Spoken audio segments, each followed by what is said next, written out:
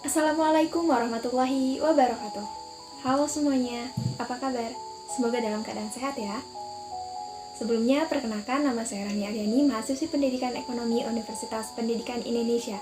Video ini dibuat untuk memenuhi salah satu tugas mata kuliah perpajakan yang diampu oleh Bapak Dr. Andi Pinayani MM.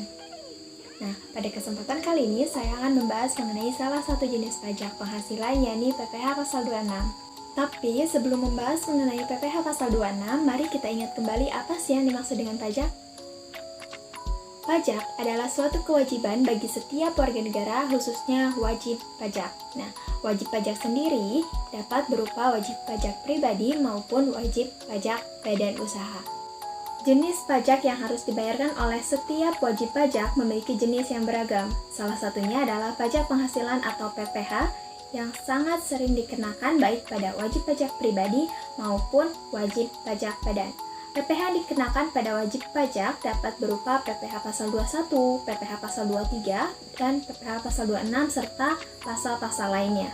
Nah, pada kesempatan kali ini kita akan membahas mengenai pajak yang berhubungan dengan wajib pajak luar negeri, yakni PPh Pasal 26. Menurut Undang-Undang Nomor 36 Tahun 2008, pajak penghasilan atau PPh Pasal 26 adalah PPh yang dikenakan atau dipotong atas penghasilan yang bersumber dari Indonesia yang diterima atau diperoleh oleh wajib pajak luar negeri selain bentuk usaha tetap di Indonesia. PPh Pasal 26 mengatur kebijakan mengenai pajak yang berhubungan dengan wajib pajak luar negeri, badan usaha yang melakukan transaksi pembayaran gaji, bunga, dividen, royalti, dan sejenisnya kepada wajib pajak luar negeri diwajibkan untuk membayar pajak PPh Pasal 26. Siapakah pihak yang memotong PPh Pasal 26? Nah, pihak pemotong PPh Pasal 26 diantaranya adalah badan pemerintah, subjek pajak dalam negeri, penyelenggara kegiatan, badan usaha tetap, serta perwakilan perusahaan luar negeri lainnya selain BUT di Indonesia.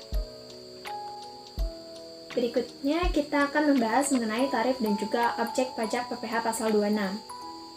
Yang pertama ada tarif 20% final dari jumlah penghasilan bruto yang diterima oleh wajib pajak luar negeri. Di antaranya dapat berupa dividen, bunga termasuk dengan premium, diskonto, kemudian imbalan sehubungan dengan jaminan pengembalian utang. Yang ketiga ada royalti, sewa, dan penghasilan lain sehubungan dengan penggunaan harta. Yang keempat ada imbalan sehubungan dengan jasa, pekerjaan, dan juga kegiatan. Yang kelima ada hadiah dan penghargaan. Yang keenam ada pensiun dan pembayaran berkala lainnya. Yang ketujuh ada premi swap dan transaksi lindung lainnya. Serta yang kedelapan adalah keuntungan karena pembebasan utang. Kemudian tarif pajak yang kedua yaitu 20% final dari penghasilan neto berupa penghasilan dari penjualan harta di Indonesia atau premi asuransi. Nah, premi asuransi yang dibayarkan ini langsung maupun melalui pialang kepada perusahaan asuransi di luar negeri. Kemudian yang ketiga adalah tarif 20% final dari perkiraan penghasilan neto atas penjualan atau pengalihan saham perusahaan atau conduit company atau special purpose company yang didirikan atau tempatnya kedudukan di negara yang memberikan perlindungan pajak, yang memberikan hubungan istimewa dengan badan yang didirikan atau berkedudukan di Indonesia, atau misalnya badan usaha tetap yang ada di Indonesia. Kemudian yang keempat yaitu tarif 20% final dari penghasilan kena pajak sesudah dikurangi pajak dari suatu badan usaha tetap di Indonesia, kecuali penghasilan tersebut ditanamkan kembali di Indonesia. Yang kelima yaitu tarif berdasarkan perjanjian penghindaran pajak berganda atau P3B antara Indonesia dengan negara pihak pada persetujuan. PPh Pasal 26 terutang pada akhir bulan dilakukannya pembayaran atau akhir bulan terutangnya penghasilan tergantung yang mana yang lebih dulu. Nah, pemotong PPh Pasal 26 wajib membuat bukti pemotongan PPh Pasal 26 rangkap 3 yang terdiri dari lembar pertama untuk wajib pajak luar negeri, kemudian lembar kedua untuk kantor pelayanan pajak, dan lembar ketiga untuk arsip pemotong. Nah, kemana pajak ini disetorkan? PPh Pasal 26 wajib disetorkan ke bank persepsi atau kantor pos dengan menggunakan surat setoran pajak atau SSP, paling lambat tanggal 10 bulan takwim berikutnya setelah bulan saat terutangnya pajak. Nah, SPT masa PPh pasal 26 dengan dilampiri SSP lembar kedua, kemudian bukti pemotongan lembar kedua dan daftar bukti pemotongan disampaikan ke KPP setempat paling lambat 20 hari setelah masa pajak berakhir. Contohnya, pemotongan PPh pasal 26 dilakukan tanggal 24 Mei tahun 2020. Nah, penyetoran paling lambat yaitu tanggal 10 Juni tahun 2020 dan dilaporkan ke kantor pelayanan pajak atau KPP paling lambat tanggal 20 Juni 2020. Dalam hal tempo penyetoran pajak atau batas akhir pelaporan PPh pasal 26 bertepatan dengan hari libur termasuk hari Sabtu atau hari libur nasional, maka penyetoran atau pelaporan pajaknya dapat dilakukan di hari kerja berikutnya. Terdapat pengecualian dalam pemotongan PPh pasal 26 dengan ketentuan sebagai berikut. Yang pertama, BUT dikecualikan dari pemotongan PPh pasal 26 apabila penghasilan kena pajak sesudah dikurangi pajak penghasilan dari BUT ditanamkan kembali di Indonesia dengan syarat yang pertama, penanaman kembali dilakukan atas seluruh penghasilan kena pajak setelah dikurangi PPh dalam bentuk penyertaan modal pada perusahaan yang didirikan dan berkedudukan di Indonesia sebagai pendiri ataupun peserta pendiri. Kemudian yang kedua dilakukan dalam tahun berjalan atau selambat-lambatnya tahun pajak berikutnya dari tahun pajak diterima atau diperoleh penghasilan tersebut. Dan yang ketiga, tidak melakukan pengalihan atas penanaman kembali tersebut sekurang-kurangnya dalam waktu 2 tahun sesudah perusahaan tempat penanaman dilakukan mulai berproduksi untuk komersil. Kemudian pengecualian yang kedua adalah badan-badan internasional yang ditetapkan oleh Menteri Keuangan. Menurut Undang-Undang Pajak Penghasilan, tarif PPh pasal 26 secara umum adalah 20%. Nah, tarif ini dikenakan atas objek pajak yang berupa penghasilan bruto maupun perkiraan penghasilan neto. Dengan demikian, perhitungan PPh pasal 26 warga negara asing dapat dirumuskan sebagai berikut. PPh 26 terutang sama dengan 20% dikali penghasilan bruto atau PPh pasal 26 terutang sama dengan 20% dikali perkiraan penghasilan bruto. Bagaimana sih cara menghitung PPh pasal 26? Berikut ini contoh perhitungan PPh pasal 26.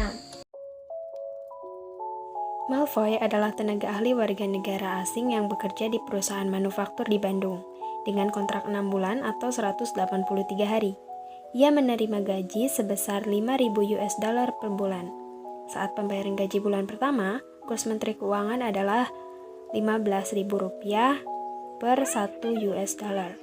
Berapakah PPh pasal 26 yang harus dipotong perusahaan atas gaji tersebut? Berdasarkan kurs yang berlaku saat itu, total gaji Malfoy dalam rupiah adalah sebesar 60 juta rupiah. Sehingga PPh terutangnya adalah 20% dikali 60 juta rupiah, yaitu sebesar hasilnya 12 juta rupiah. Sehingga PPh 26 yang harus dipotong perusahaan atas gaji Malfoy adalah sebesar 12 juta rupiah. Nah, di luar tarif PPh pasal 26 sebesar 20% terdapat pengecualian bagi warga negara asing dari negara-negara yang memiliki tax treaty dengan Indonesia. Nah, tax treaty yang dimaksud adalah perjanjian penghindaran pajak berganda atau P3B yang merupakan kesepakatan bilateral untuk mengatur siapa yang berwenang mengenakan pajak terhadap warga negara dari salah satu atau kedua negara. P3B ini juga mengatur tarif khusus PPh pasal 26. Tarif tax treaty lebih rendah dari tarif umum atau bahkan bisa sampai 0%, tergantung pada perjanjian bilateral di antara kedua negara. Mengacu pada situs resmi Dirjen Pajak Republik Indonesia, ada sekitar 67 negara yang menjadi mitra P3B dengan Indonesia. Nah, untuk mendapatkan tarif khusus ini, wajib pajak luar negeri harus melampirkan formulir DJT, surat keterangan domisili dari negara asal mereka yang telah diisi dan disahkan oleh otoritas pajak setempat. Nah, lalu bagaimanakah cara menghitung PPh pasal 26 untuk pekerja WNA dengan tax treaty? Nah, sekarang kita coba lihat contoh soal yang kedua. Credence adalah supervisor asing di sebuah perusahaan di Bandung dengan kontrak 4 bulan atau kurang dari 183 hari dengan gaji 4.000 US dollar per bulan. Ia melampirkan form DJT dari Irlandia. Pada saat pembayaran gaji, kurs Menteri Keuangan per 1 dolar adalah 15.000. Berapakah pajak PPh 26 yang harus dipotong oleh perusahaan? Berdasarkan kurs mata uang saat itu, total gaji Credence dalam rupiah adalah sebesar 60 juta rupiah. Diasumsikan bahwa tarif tax treaty PPh pasal 26 antara Indonesia dan Irlandia adalah 0%, sehingga PPh pasal 26 terutang dari Credence adalah sebesar 0 rupiah. Demikianlah pembahasan terkait dengan PPh pasal 26. Semoga video ini dapat bermanfaat. Mohon maaf apabila terdapat kekurangan ataupun kesalahan. Terima kasih sudah menonton. Sampai jumpa di kesempatan berikutnya. Wassalamualaikum warahmatullahi wabarakatuh.